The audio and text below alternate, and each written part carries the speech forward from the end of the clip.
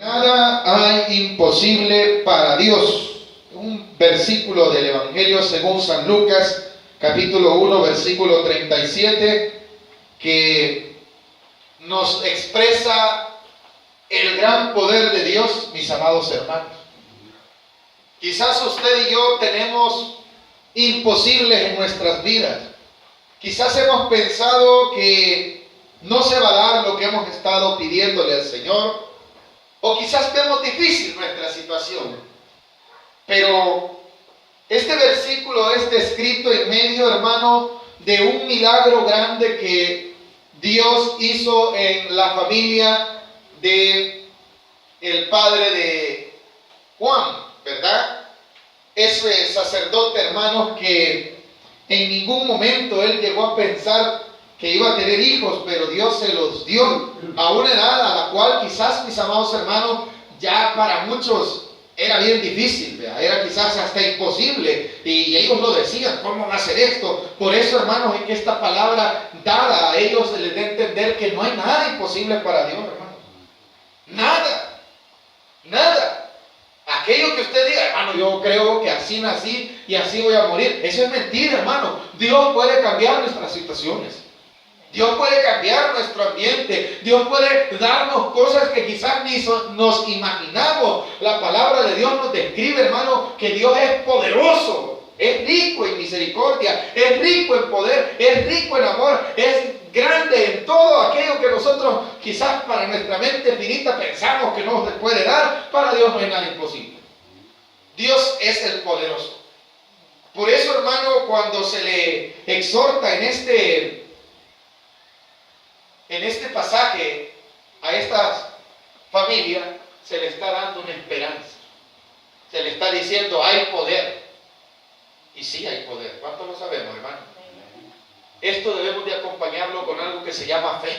Para que sucedan los imposibles, hermano, es necesario que haya fe en nuestros corazones.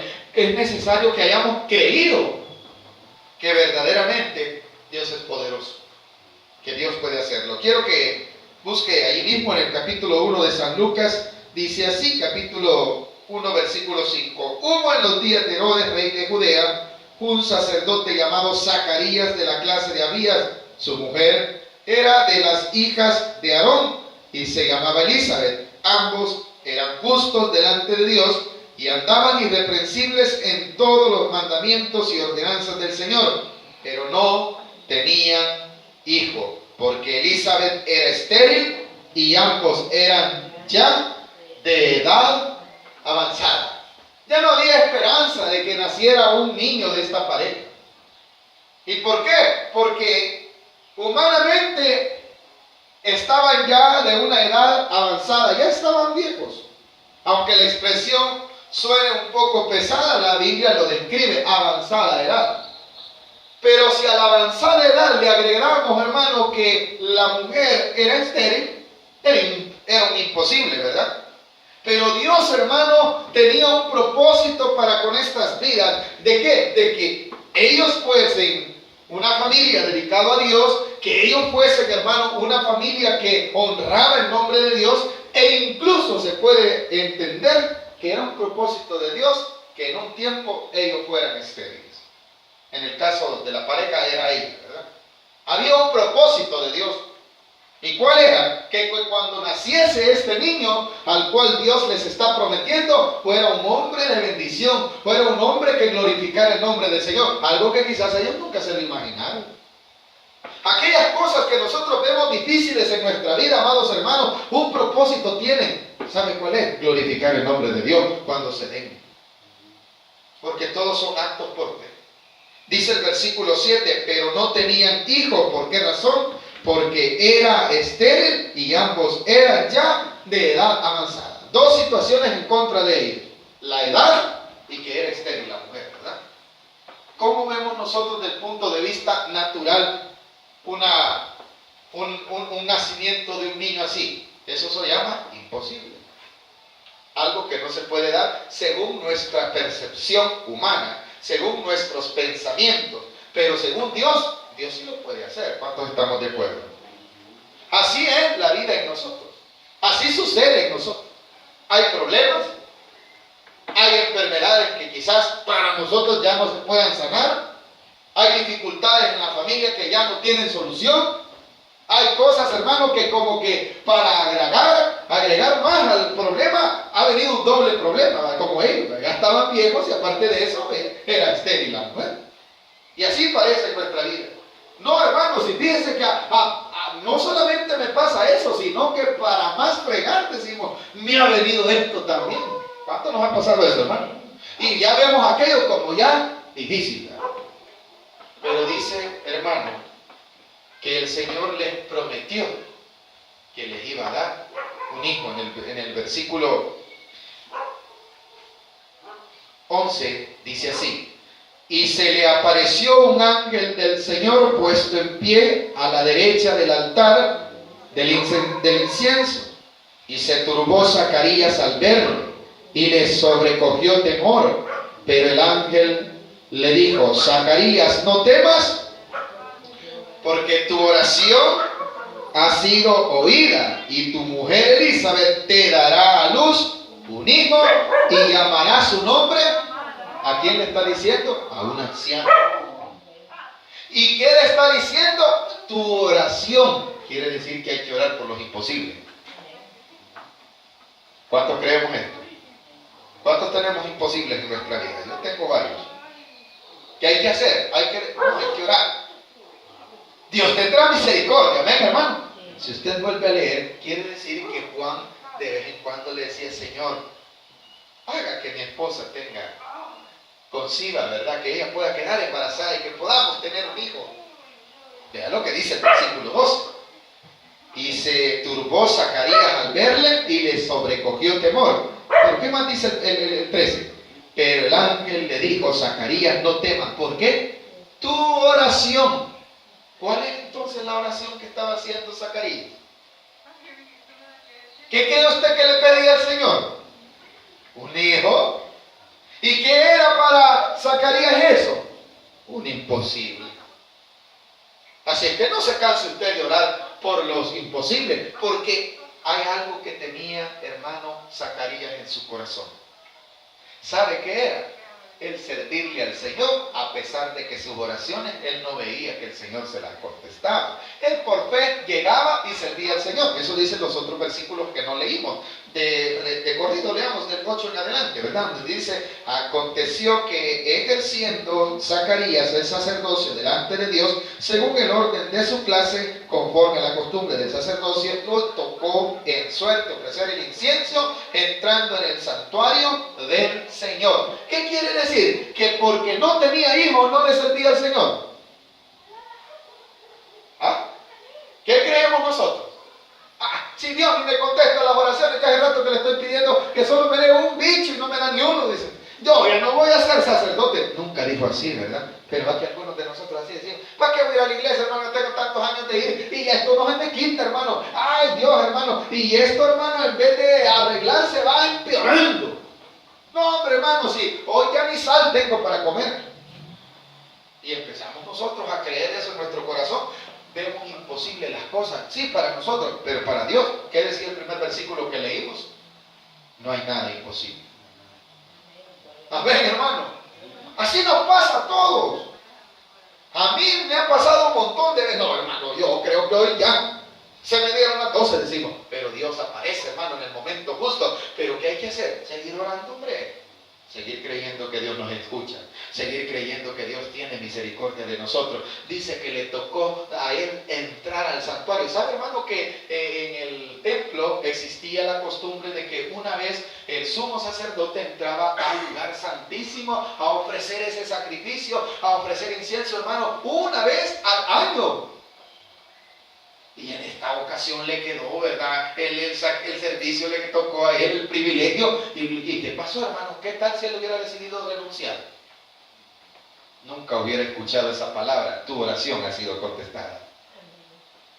Ahora, hermano, ¿qué sucede? Que muchas veces, aún habiendo recibido nosotros alguna palabra de fe de parte de de Dios. Dios habla a nuestro corazón por medio de su Espíritu Santo, en sus oraciones, por medio de la palabra. El Señor le exhorta, el Señor le edifica, le da una palabra de fe, una palabra que lo motiva, que le insta a seguir creyendo, hermano. Pero ¿sabe qué? Llega a veces lo humano. Al volver a nuestra realidad, empezamos a ver con nuestros ojos terrenales y decimos, no, para mí no hay. Le sucedió al mismo Zacarías. ¿Sabe que por qué no suceden muchas veces las cosas, hermano? Porque dudamos.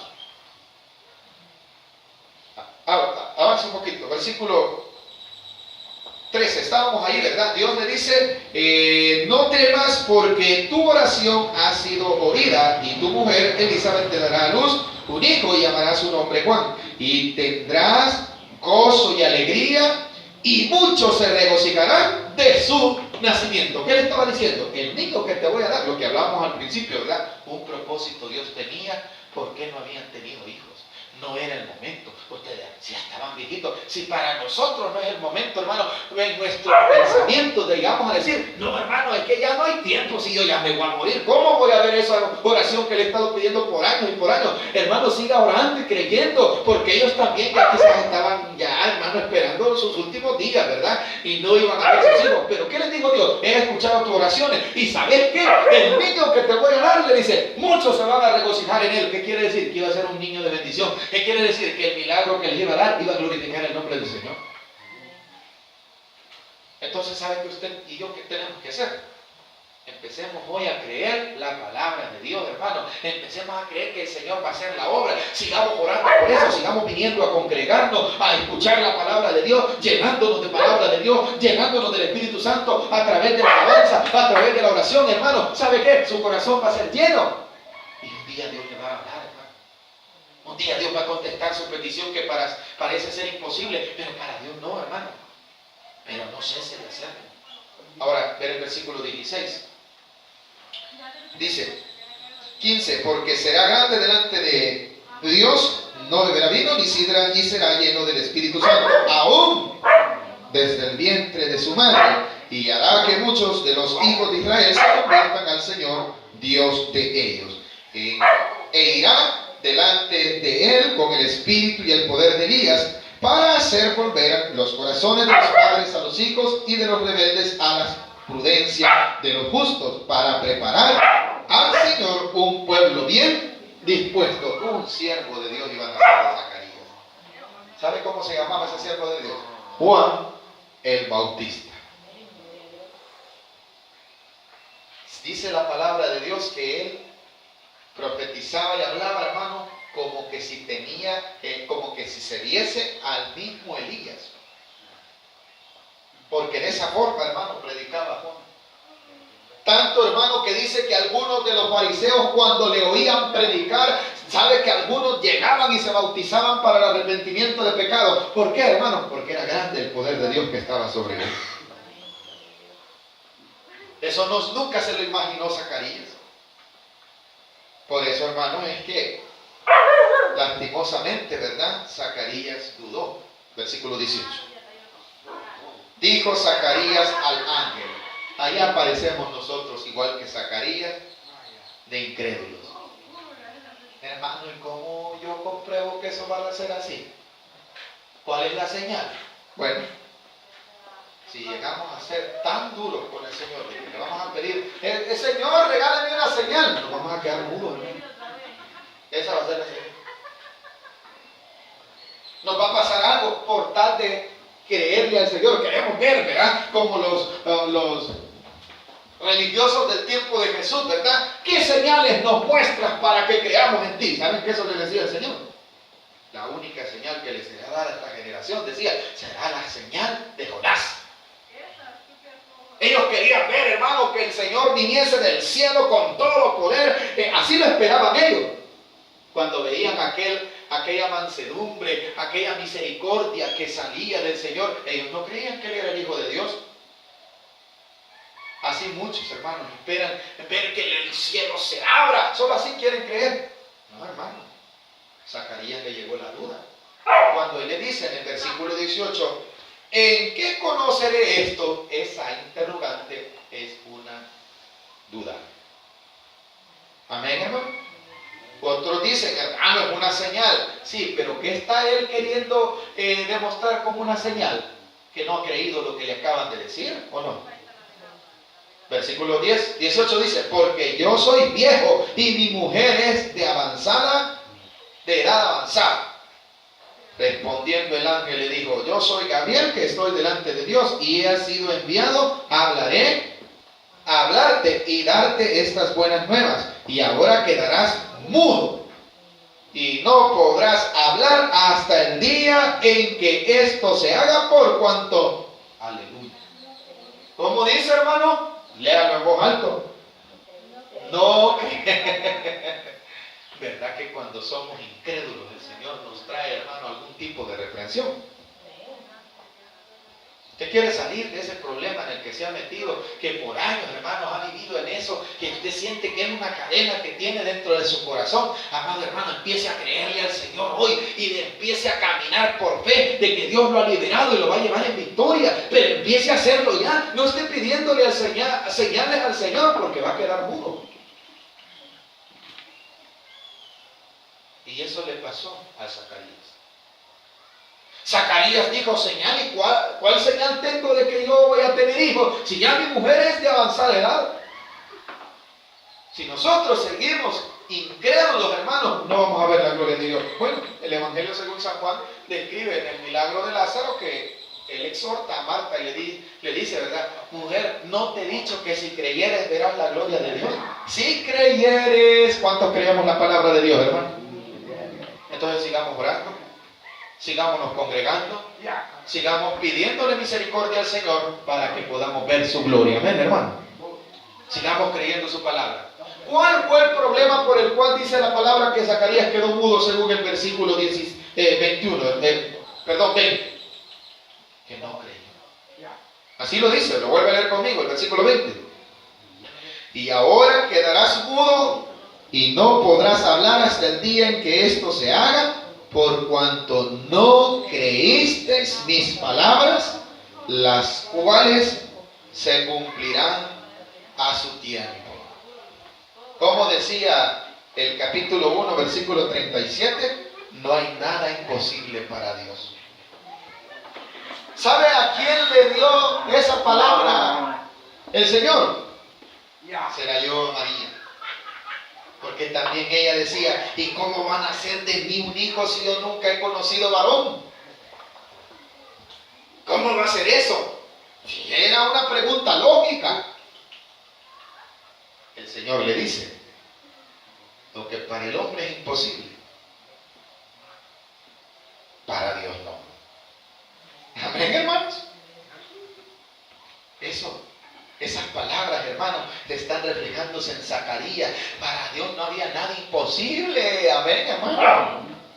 María le queda esa duda también, ¿verdad? ¿Y cómo es esto, verdad? Porque las palabras son dichas a María. El capítulo 1 lo dice, ¿verdad? En el versículo 28 dice, y entrando el ángel donde ella estaba, dijo, salve muy favorecida, el Señor es contigo, bendita tú eres entre las mujeres. Mas ella, cuando le vio, se turbó por sus palabras y pensaba que salutación sería esta. Entonces el ángel dijo, María, no temas, porque has hallado gracia delante de Dios, y ahora concebirás en tu vientre y darás a luz un hijo y llamarás su nombre Jesús. Este será grande y será llamado Hijo del Altísimo, y el Señor Dios le dará el trono de David, su padre, y reinará sobre la casa de Jacob para siempre, y su reino no tendrá fin. Entonces María dijo al ángel, ¿cómo será esto? Vea que hay cosas que no las entendemos cómo Dios va actuando, hermano. Lo acabamos de ver con Zacarías, ¿estamos de acuerdo? Ahora lo estamos viendo ¿con quién? Con María. ¿Y cómo va a ser esto? Dijo ella. Claro, ya no entendía. Era un imposible también. ¿Cómo va a ser posible que si yo no conozco varón voy a tener un hijo? Le dijo. Ella no sabía que el poder de Dios era grande. Ella no lo entendía. Ella lo creía. Ella dentro de su corazón era creyente. Ella era temerosa de Dios. Pero ¿cómo va a suceder esto? Llegó a decir. Bueno, si llegamos a dudar, hermano, a uno tuvo que quedar mudo, ¿verdad? En el otro caso, Dios tuvo misericordia y le explicó, es que yo soy bueno para lo imposible, le dijo el Señor. Por eso dice el versículo en el cual estamos, en el 32, ¿verdad? Este será grande y será llamado Hijo del Altísimo. 33. Y reinará sobre la casa de Jacob. 34. Entonces María dijo al ángel: ¿cómo será esto? Pues no conozco varón. Respondiendo el ángel le dijo: el Espíritu Santo vendrá sobre ti y el poder del Altísimo te cubrirá con su sombra, por lo cual también el santo ser que nacerá será llamado ¿cómo? No será tuyo, será engendrado por el Padre. Amén, hermano. Pero ¿cómo va a ser esto?, le dijo. Bueno, el versículo 37, ¿qué dice, hermano? Perdón, en el 36 estamos, ¿verdad? Y he aquí, tu pariente Elizabeth también ha concebido hijo en su vejez, y este es el 6º mes para ella, la que llamaban. ¿De qué está hablando en este capítulo el Evangelio según San Lucas? De los imposibles. ¿Cómo le decían a Elizabeth? La estéril. Y María dice: ¿cómo es que yo voy a tener van a hacer de mí un niño y que va a ser grande? Pero ¿cómo va a ser esto? 37, la respuesta. ¿Lo tenemos? Porque nada hay imposible. ¿Era imposible que María tuviese un niño? ¿Era imposible? Humanamente sí, pero para Dios no.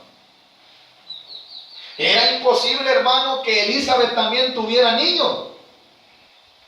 Sí, era imposible humanamente, pero para Dios no había ningún imposible.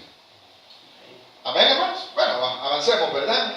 Capítulo 1 siempre, pero avancemos unos versículos más adelante.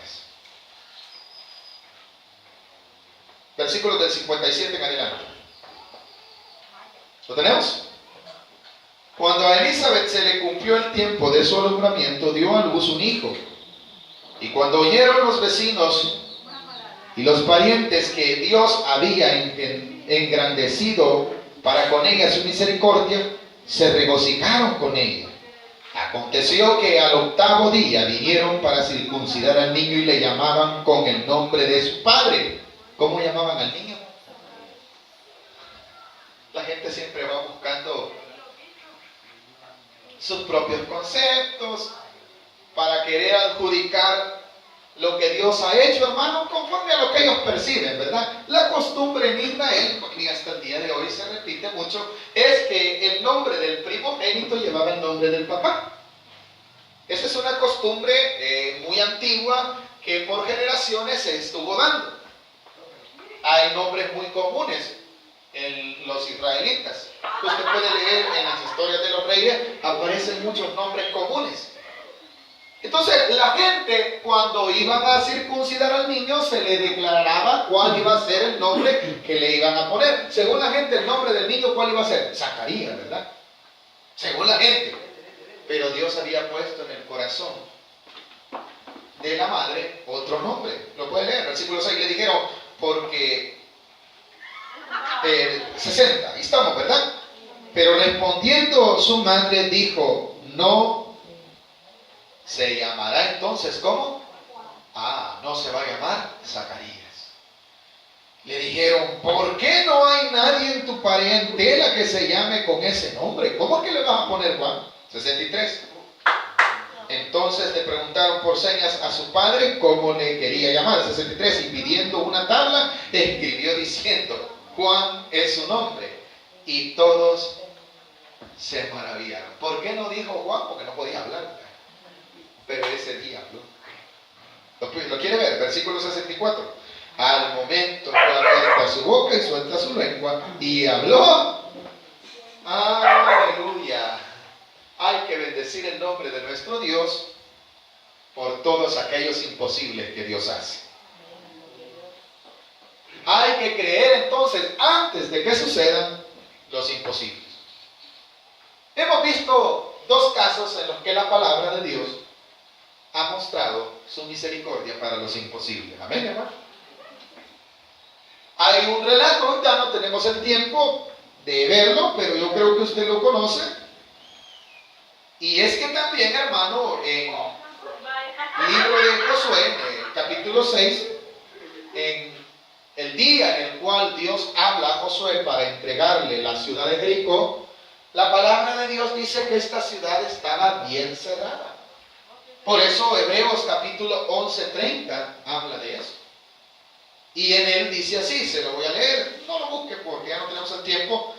Dice lo siguiente, Hebreos capítulo 11, versículo 30, dando a entender, hermano, que también en el antiguo tiempo Dios era poderoso para mostrar su misericordia como Él quería.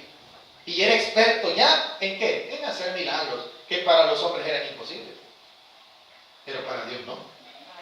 Y eso se muestra. Entonces, hermanos, si en aquel tiempo Dios lo hacía, Dios lo puede hacer hoy. Dice el versículo 30, capítulo 11, por fe cayeron los muros de Jericó después de rodearlo 7 días. ¿Y cómo dice la palabra de Dios que estaba Jericó? Capítulo 6 lo dice, bien cerrada. O sea, era imposible, hermano, que esa ciudad cayese en los muros porque eran fortificaciones bien armadas, bien construidas. Era imposible que cayera. Por eso dice, hermano, ahora Jericó estaba cerrada, bien cerrada a causa de los hijos de Israel. Nadie entraba ni salía. Mas Jehová dijo a Josué, mira, yo he entregado en tu mano a Jericó y a su rey con sus varones de guerra. Rodearás pues la ciudad, todos los hombres de guerra yendo alrededor de la ciudad una vez, y esto haréis durante 6 días.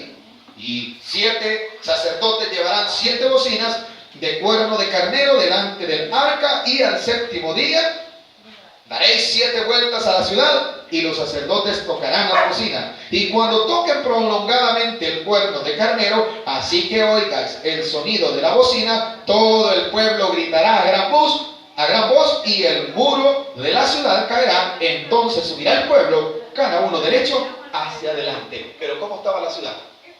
Bien cerrada. Pero ¿qué le dijo Dios a Josué? Van a ir 7 días a esa ciudad. Durante 6 días le van a dar vuelta a la ciudad. Al 7º día van a hacer 7 vueltas. Y después van a gritar. ¿Y saben qué sucedió? El muro cayó, hermano. ¿Era imposible? Sí, porque Israel no podía, hermano, combatir esa muralla. Pero Dios lo hizo por su misericordia. Y esto solo sucede, hermano, cuando creemos la palabra de nuestro Dios. ¿Y qué tenemos que creer, hermano? Que no hay nada imposible para Dios. Yo no sé qué es lo que en su corazón tiene, que cree que puede ser imposible, pero Dios le dice en esta noche a usted y a mí que no es imposible. Dios lo puede hacer. A Zacarías Dios se la manifestó ya cuando estaba en una edad avanzada. Amén, hermano.